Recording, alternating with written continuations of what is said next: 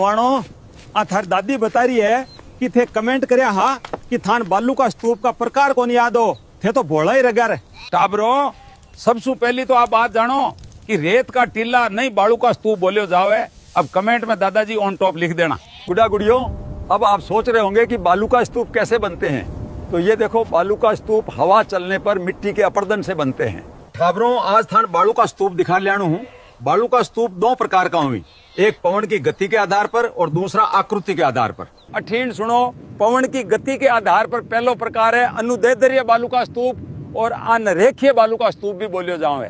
बेटा जी, अनुदैर्ध्य बालू का स्तूप सबसे ऊंचे बालू का स्तूप ही, और ये तो जैसलमेर और बाड़मेर में सर्वाधिक पाया जावे ही। बावड़ा की तरण्या के देखो हो, पवन की गति का आधार पे आगलो बालू का स्तूप अवरोध बालू का स्तूप है। टाबरों, आ देखो मरुस्थल में झाड़ियां का अवरोध के कारण बनिया बालू का स्तूप अवरोधी बालू का स्तूप कहलावी ही। टाबरों, दादा की एक बात और याद रखजो, अवरोध बालू का स्तूप पुष्कर, नागपाड़, जोबनेर और सीकर में देखने को मिलते हैं। राम राम भाई सारे हैं ना।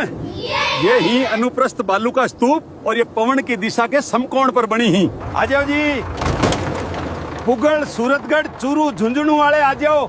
अनुप्रस्थ बालू का स्तूप देखो चाहो हो तो आ जाओ। चांद से पर्दा कीजिए। हाँ जी बच्चों, अगला बालू का स्तूप अर्ध चंद्राकार बालू का स्तूप है और इन्हें बरखान भी कहा जाता है। टाबरों, बरखान बालू का स्तूप